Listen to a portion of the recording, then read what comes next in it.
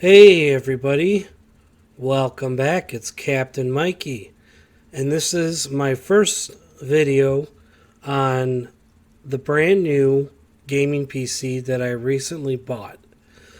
And I am now back on Roblox, where I'm going to be trying and making some new videos.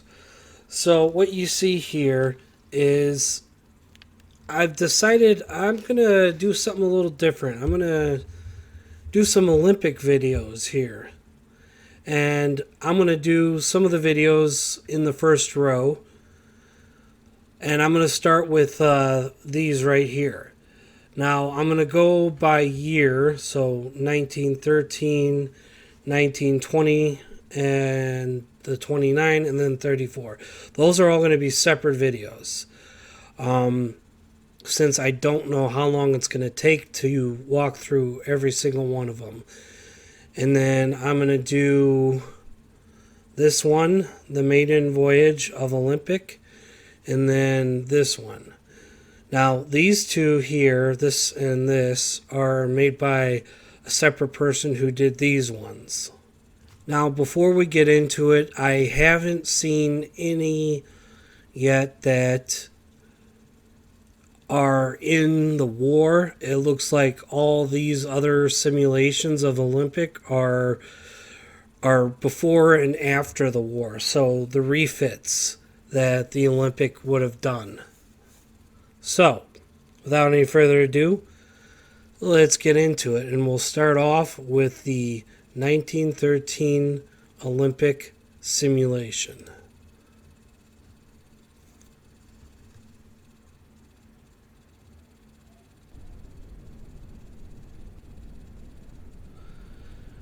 Alright, and here we are in the game.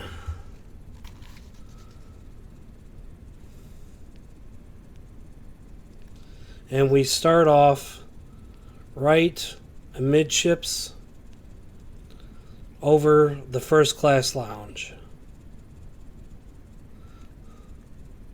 So I guess this is as good as any of a place to start.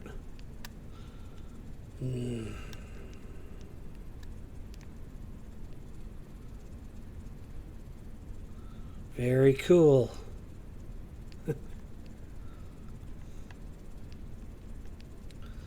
So let's roam around the boat deck here and see what we see.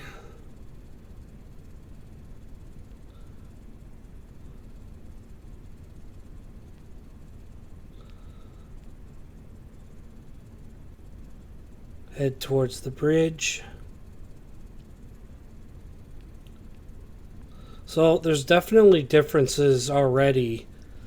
Just in the 1913 refit, you could see that all along the boat deck, there's nothing but lifeboats.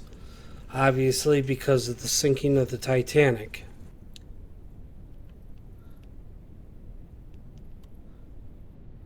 Port side bridge wing. Nice.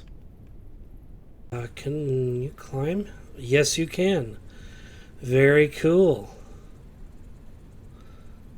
So later in Olympic's career, there would be something here, like another compass or something with a railing added. But that, I think, happened during the war.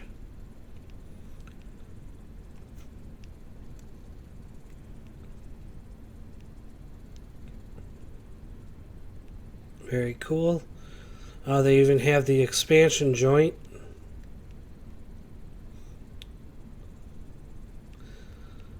Now see, this is new. I don't think Titanic had portholes windows on her skylight box. I don't think that was a thing on Titanic.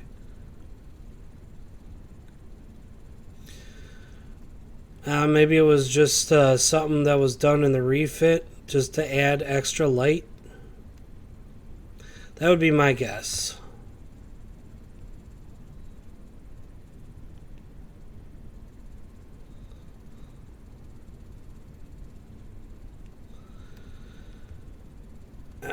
Let's see if we can... Oh, is there no way to hop down? No, I guess not.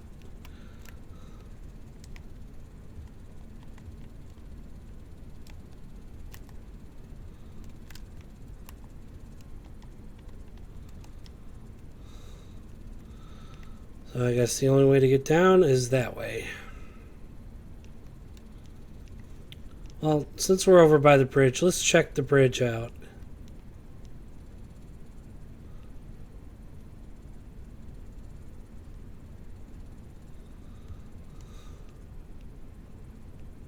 Huh. What is that post over there next to the main mast where the crow's nest is?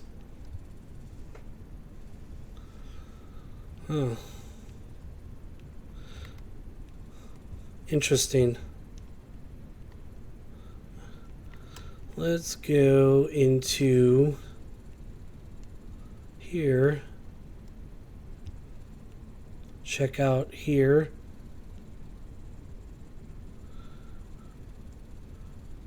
Notice a chair is a piece of furniture with a raised surface supported by legs commonly used to seat a single person. Okay. Do we really need an explanation on that?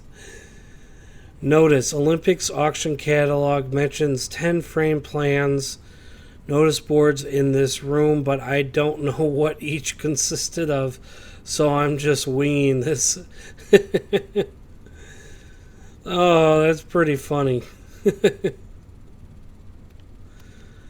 Well, let's see. Oh, no, I can't enter that room. That's kind of sad.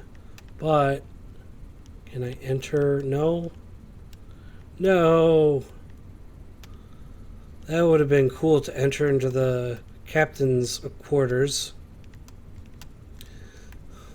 But I guess not.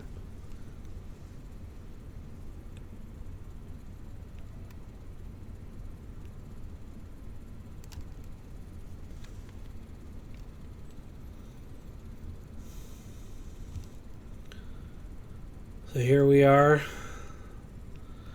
running around the boat deck. Notice, passengers are not allowed on the engineer's promenade. Well, guess what? I'm still going anyway. Okay, can I access any of these doors? Probably not. It would be nice, though. Let's see, this is different. The way this railing is. Oh, okay, look at that. I didn't realize that. It's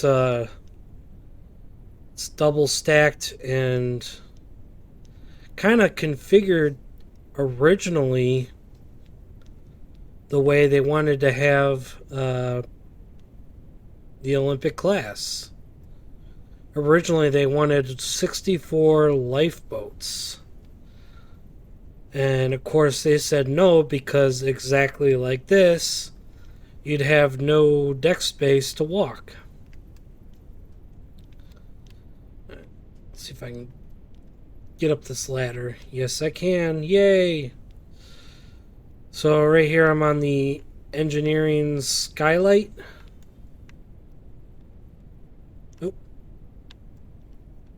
I cannot get up here, meaning over this railing. Still pretty cool, though. So, a little bit about the R.M.S Olympic. So, what was it? In 1906, 1907, Bruce Ismay and the owner and director of Harlan Wolff, Lord Peary, ended up sitting down and having a discussion about building brand new ships to rival against the Lusitania and Mauretania, which were the Greyhounds of the North Atlantic, the Speed Queens, as they are known. So they were trying to come up with a plan to compete with these new liners. They weren't competing for speed, but they were going to compete in size and luxury. So they designed a trio of ships. The first one would be the R.M.S OLYMPIC, which is this, followed by what would become the infamous Titanic. And then the third sister ship would be what they were originally thinking of calling it Gigantic, but would later be renamed Britannic. As of now, the whole Gigantic naming is more of a, I guess you could say, theory, if that's how you want to say it. I do believe that at one point they were going to call Britannic Gigantic, but then they quickly changed it shortly after. Now, the hull numbers for the Olympic class, Olympic was hull number 400, Titanic is 401, and the third sister ship, Britannic, is hull 433. So almost immediately upon conception here, these ships were born. The Olympic was the first ship to be built, and the Olympic became the world's largest ocean liner. And then obviously quickly Titanic would follow, and then Britannic. Okay, so obviously we all know the story of Titanic, how she struck a berg and sank in the North Atlantic in 2 hours and 40 minutes. And then following that, the Britannic during World War I would strike a mine and sink in just under an hour. The Olympic, however, would go on to have a very, very successful career. She did have some problems along the way. She did have some accidents. But in World War I, she became a troop transport ship. And she would become known and beloved and be called Old Reliable. Olympic has an interesting story. How in World War I, a German U-boat fired a torpedo at the ship, and this torpedo hit the ship. Now, wireless, the torpedo did not go off. We're entering the wireless room now, and we're in the officer's quarters area. Can't go in there. Can't go in there either, the silent room. But anyway, they only found out later on, after the ship got back for, I think, a refit or something, that there was a torpedo that was kind of wedged in her hull, and it was still intact. Now, I can't remember if it was the same sub that fired the torpedo or if it was a different sub that this scenario happened, but the Olympic would end up literally chasing down and running over a U-boat, which is pretty awesome, because Olympic became really known as the only passenger ship in history to literally gun down a U-boat and destroy it, which is pretty cool. Alright, so now we're entering the first class areas.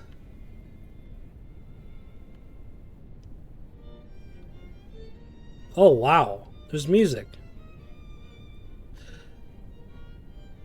So, okay, just finish this off real quick. Let me just kind of stand here in this area. Let me get a good look at Honor and Glory here. Okay. Alright, let me stand here for a quick moment while I finish the rest of the story. So after the war, Olympic was refitted quite a few times, and she would continue on to have a very, very successful career all the way up until the 1930s. By 1933, 1934, obviously she went through the Great Depression, which I think she maybe saw a minimum of like 200 passengers on board on one crossing.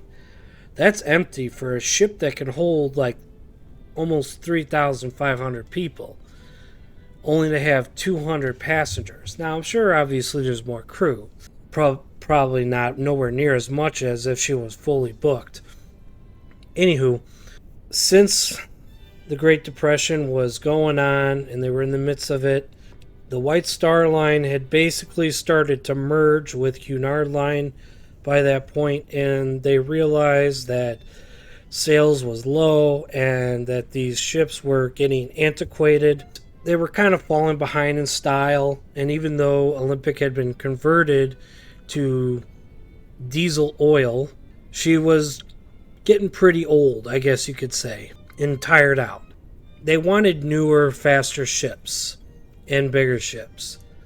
So what they decided, and because it was still kind of in the midst of the Great Depression, they decided to take the R.M.S OLYMPIC and the R.M.S Mauritania, and in 1935 they both ended up on their last voyage to the shipbreakers. And unfortunately, Olympic and Mauritania were both scrapped at the shipyard breakers, which is very unfortunate. Yeah, it gave a lot of people jobs, and I understand that. And I understand back in those days, people did not want ships as like floating hotels or museums like we do today, like with Queen Mary. And, well, I would say the SS United States, but soon that's going to be, the SS United States is going to be sunk. So, yeah, she'll be gone very soon. But yeah, they just didn't view it as they do today. So, they just decided to scrap her, and that'd be it. She lived a long and successful career. Now, I will say that when they were inspecting her hull before she was scrapped, she was actually surprisingly in excellent shape, which is really nice. You know, just because I'm over here, let me kind of come out here onto the promenade deck, and we'll see Olympic's promenade deck.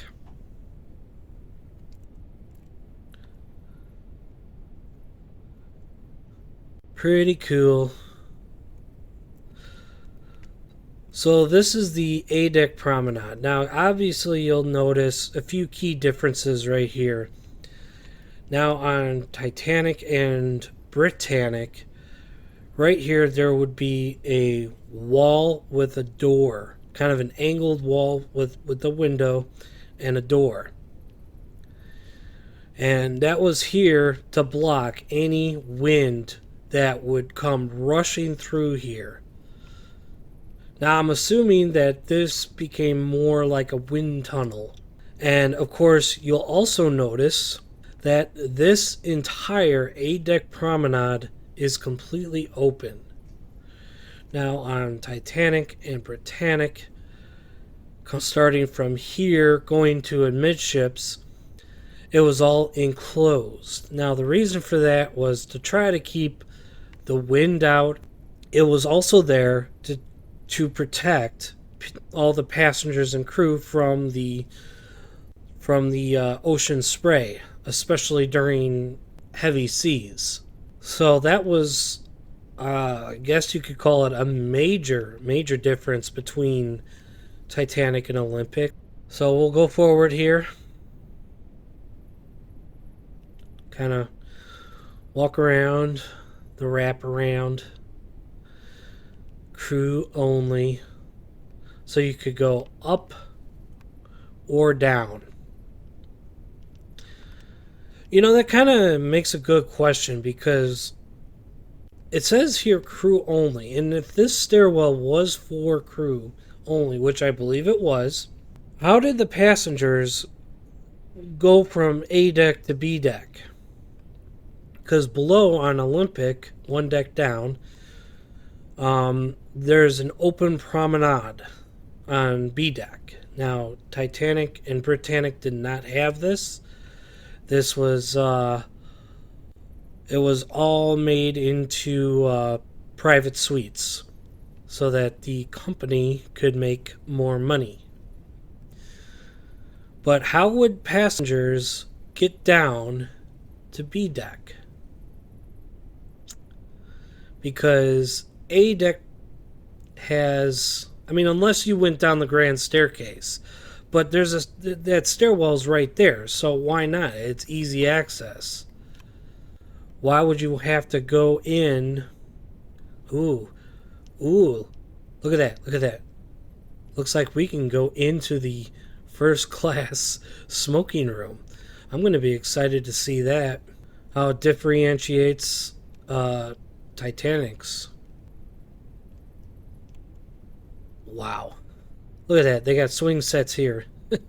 So here we got some kind of mystery box of some sort. Maybe life preservers and life jackets, maybe. Or maybe even flotation devices. I'm not sure. Now this right here is something that people complained about on Olympic and Titanic. Is that this right here, this promenade we're on, is the first class promenade. Now up there on the boat deck, that is the second class promenade. The first class passengers would complain because the second class passengers would look down onto the first class. And from here, because below was also another second class promenade. Even though first class could still look down at second class, they could also look up. But they found that insulting because they were wealthy and were like, well, why do they get that part of the deck? They get to look down at us. Like, we're well above them. Now, speaking of, like, kind of how they acted and talked, isn't it quite something? Like, they don't talk. They didn't talk like how we talk now. When we explain things and in great detail. But when they were explaining things, especially with Titanic, everything it sounded was like you had to decipher what they were saying. Like it didn't make sense. You know? Because that's one of the many things about Titanic is people just didn't explain properly. But yeah, you'll notice that if you've ever heard people speak of it or read their descriptions of it, it's just so, like, you have to try to decipher what they're saying. It's so weird. Wow, the music's loud. So here we are on B deck.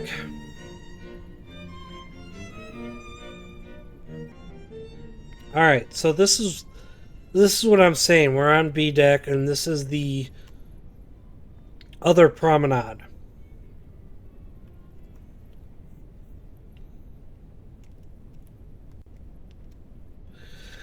Now I see here that they got some kind of like wall here. So this is what... So this right here, this wall right here, is exactly what it looked like on Titanic, but one deck up. It would have been up there. Not on B deck. Now, here on Titanic and Britannic, it would have just been a wall with, I think, maybe a window or two. I don't know. Correct me if I'm wrong. And then here, this stairwell, this whole entire stairwell would have been enclosed. So there would have been a wall right here with a door. But on Olympic here, it's exposed.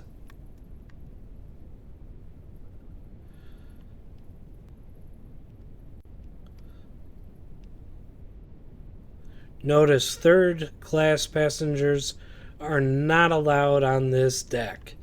Yeah, because that's first class. So this would have been like their promenade. That and the aft well deck and poop deck. Notice third class passengers are not allowed beyond this door. Yes, because that's crew.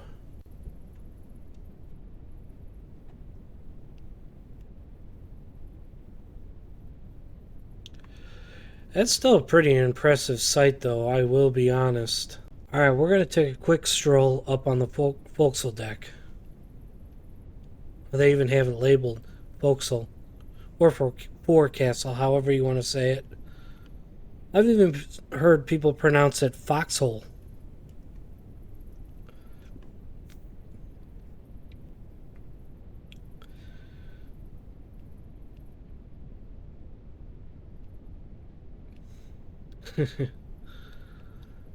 Yep. Look at that. What a great point of view.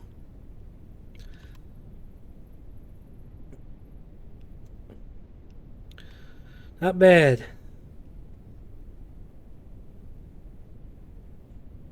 Now let's head towards the stern and see what happens. I hear the music again.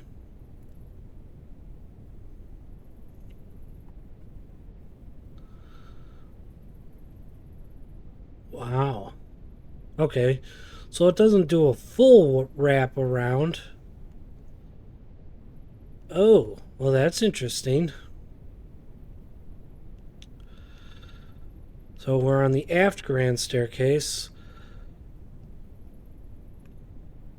Okay, we'll go through there later. Alright, so we're back on the grand staircase. The forward grand staircase. Let's head down to C deck. Oh my god. That music is getting louder and louder. Each deck I go down, it gets louder and louder. Jeez. What do we got here, huh? We have the purser's office. And we have an Adventure Out of Time guy. He's the one who played the purser in the video game Adventure Out of Time. Why did so much change about Olympic? What happened to Olympic? Why was the Cafe Parisian added to Olympic? Why were the grand staircase tiles replaced? Ships were advancing at an alarming rate in the 1920s, and Olympic had to... I was reading that. Had to undergo changes to remain up to date. Okay. So what happened to Olympic? Olympic was retired from sailing in 1935 and taken apart. Her parts were auctioned off. Yep. It was added in memory of her sister ship Titanic. Kind of. Why were the grand staircase tiles replaced? Olympic's original tiles became outdated by 1920. Stop it! I'm reading it. Became outdated by 1920 and possibly damaged during World War I. And so they... Oh my god. And so they were replaced with tiles intended for Britannic. Okay.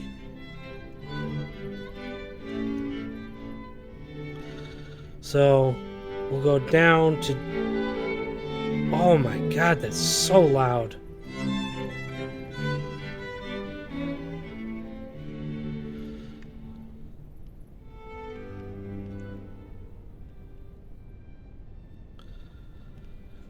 So here we are in D deck.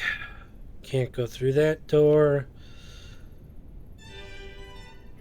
Cannot go through this door, of course. Here we are in the D deck reception room. Looks smaller. Yeah, this is smaller.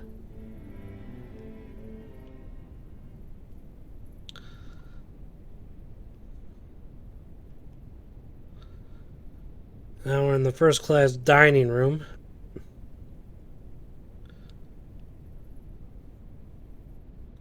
Can I go through? No. It doesn't really seem like I can go through any doors that are closed.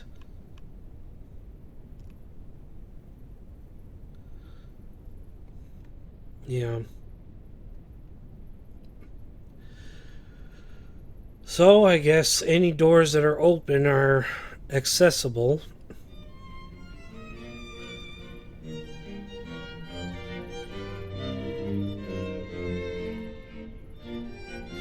Let's head down to E deck. We gotta do the thing.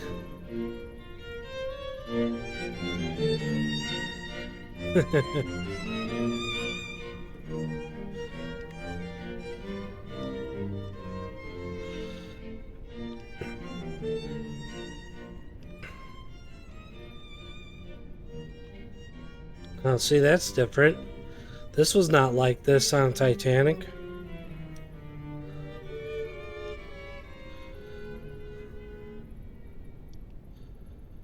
Still pretty cool nonetheless, though.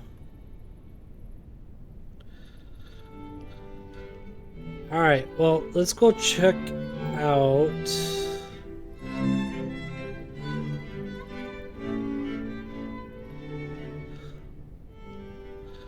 Can't go forward.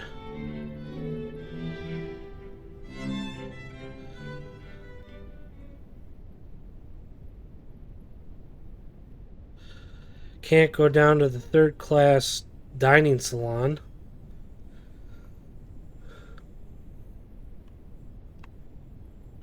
Wait. Notice, these doors lead to within the boiler casings and down to the boiler rooms. In an evacuation, the ship's firemen would escape through these doors. Very true.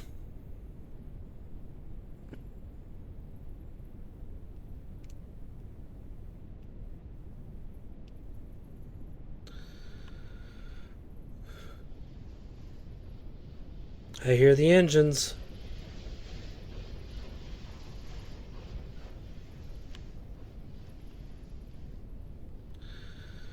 Notice, these doors lead to the reciprocating engine casing. In the case of an evacuation, they'd escape. Through those doors. These doors led to the turbine engine casing. Yep. Okay, that's new. So it looks like a lot of similar areas to TSG's Demo 401 here.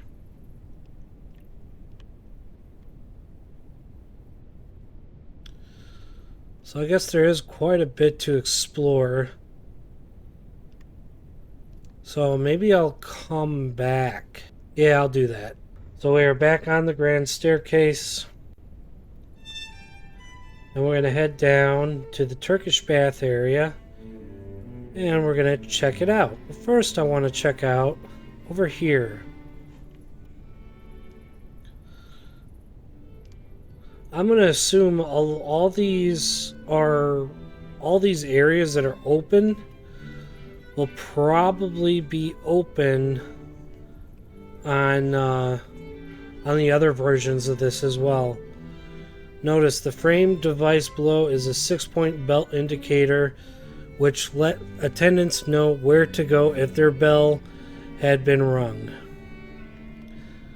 So we are now in the Turkish baths area over by the swimming pool. And look at that. We are in the first class swimming pool. Or as they called it back then, bath plunge. Whee! Or plunge bath, if you want to call it that. Alright, yeah, this is definitely different. So on Titanic, the cooling room, Turkish bath cooling room, would be right here, the door. But on Olympic, it's over here. So with a completely separate layout. This layout was used in the 1996 Adventure Out of Time video game.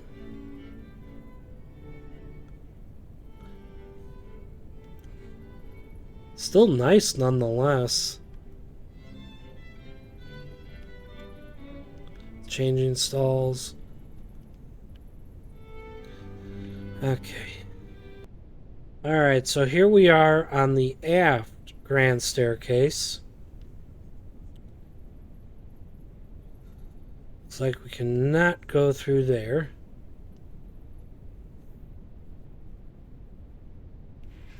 And we cannot go through here.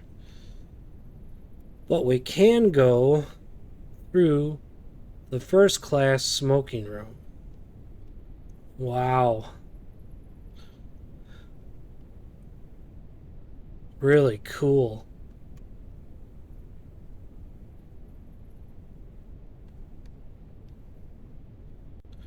Pretty well detailed too for a Roblox game. Let's see, can we go back through here? Nope. Cigar case. There was a pantry back here. Or I guess you could call it the bar. At least that's what it was called back in those days.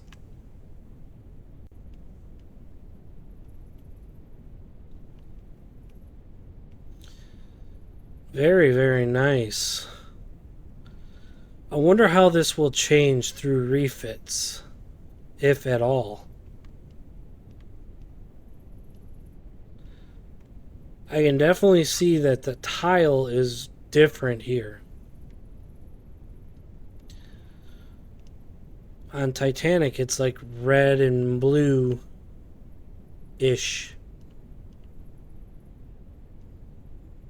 I think. It's definitely red, I know that. I forget the actual colors.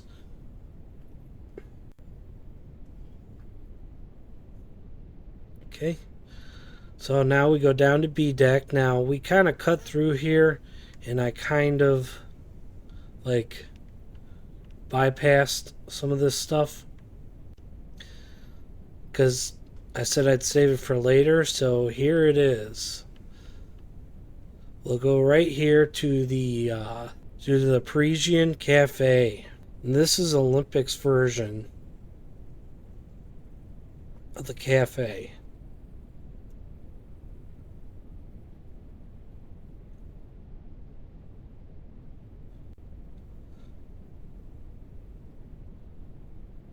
We can get out to the second class promenade deck here too.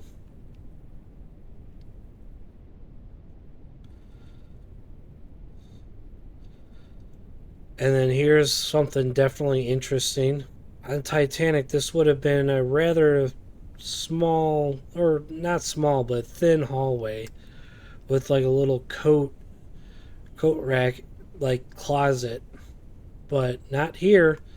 This is like a reception room.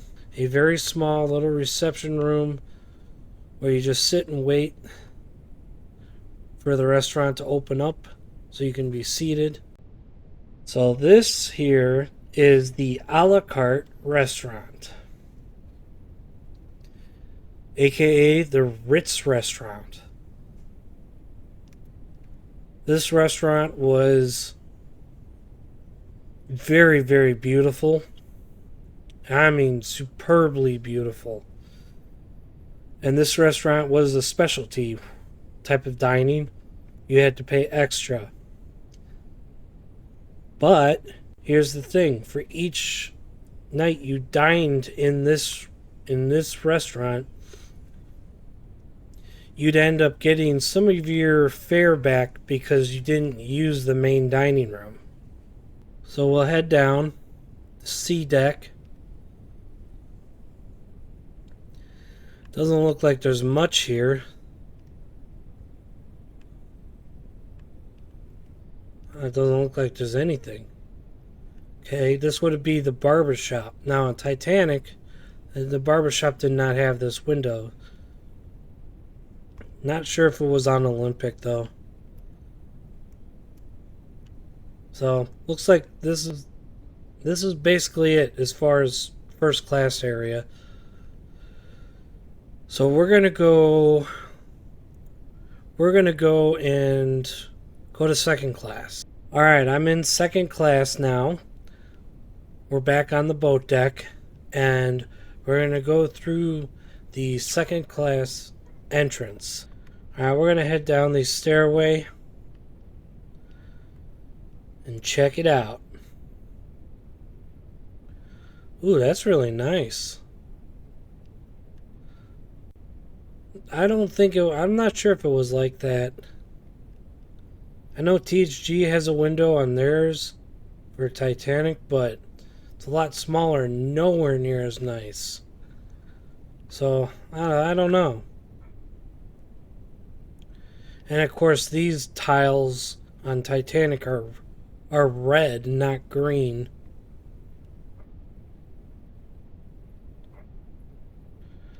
Alright, so here we are in the second class entrance, right next to the second class smoking room. Now you cannot get in there,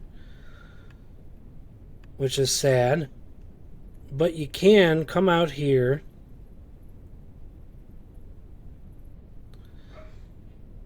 and enjoy the second class promenade. Notice, second class passengers are not allowed forward of this. Forward? What? You mean aft? Because that's aft. Now, it does not look like we can go into this other second class stairwell, which is a shame. Second class entrance. And there's the Cafe Parisienne. Crew access to first class. Okay. Alright, let's go down to C deck, second class library, which we cannot enter, and we cannot go through those doors, sadly. So let's go down another deck. We are in D deck. Now through these doors would be the second class dining salon, which we cannot unfortunately access. Come down to E deck. Chief second class steward. Oh, what do you know? Okay, which direction do we take?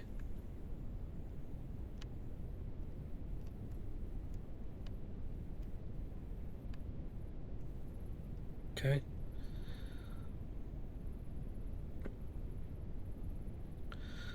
We'll head forward a little bit, see where... Oh, okay, that's where the stairwell is. Notice passengers are not allowed up these stairs. I don't know, can we... So you can go up the stairs but not through the door. Okay. But yes, this is Scotland Road right here.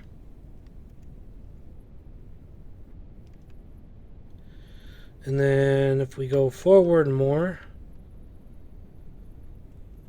okay, it's just passenger accommodations.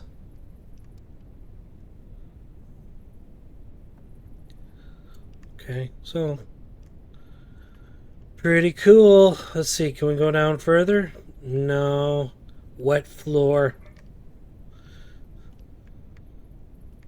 The potato room right there. Okay, so I guess that's second class. And then, okay, we can, okay, that's empty. We cannot go down. Wet floor. Is it due to flooding? Look at that. So cool. That's one of the cargo hatches.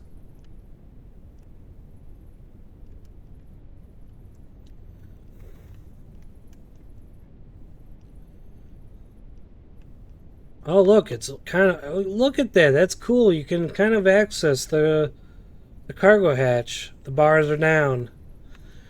Very cool. So right now we're in third class. So we could go either up or down. You know what? Looks like those words are floating. Well, let's go down. And then we'll go back up. So you can see the ship is tapering off over here.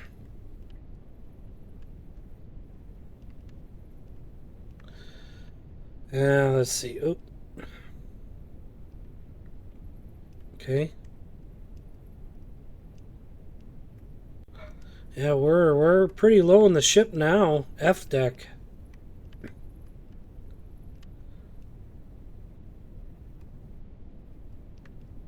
Really cool. And you can even cross over, but this is as far as you can go. Alrighty. So let's head back up. Go up. Okay. We are now on D deck.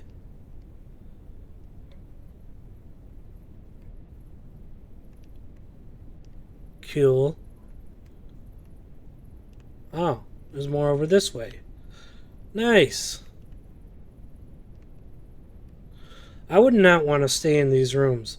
Oh, no, especially this one. No, no, no, no. No. No, that's ridiculous. Okay. Here we are on C deck. Now, it looks like, okay, we cannot access the general room, but we can access the third class smoking room.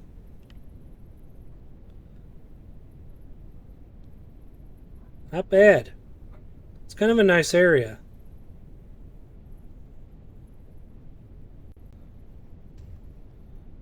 All right.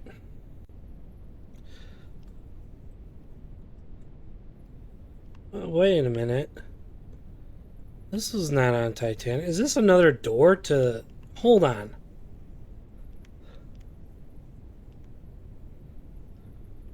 Well, I'll be damned. There's a door here. But why? So what's on the other side of that? Just storage?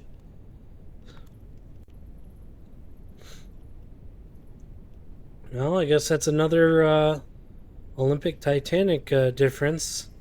And on Titanic, there's no wall right here. It's open.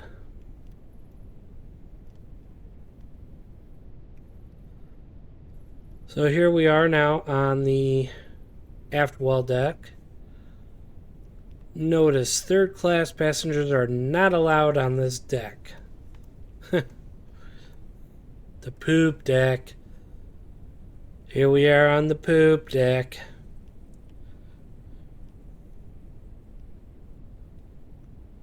You know, I've always wondered what it's like inside these. I know there's doors on them. Yeah. So I've always wondered what it's like inside these cranes.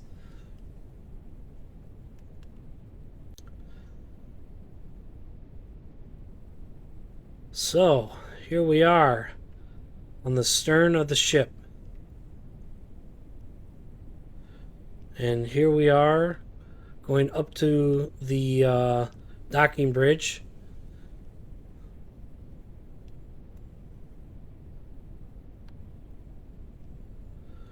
Man, you get a pretty good view from up here. Very, very cool. Oh, I'm stuck? Okay. Thought I was stuck there. So I think that's it. I think I went through the whole thing. There's quite a lot open in here, but at the same time there's not. And I think I really truly believe that I went through everything, which is pretty cool. All right, everybody. Well, I'm going to call that an episode. And the next video we'll do another refit.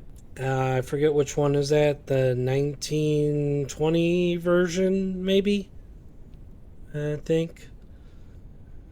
But yeah, we'll check it out and see what's different. Because we know it happens that the next refit is after the war, which they changed some things up from that. So, until next time, everybody, I will see you all in the next one. Goodbye for now.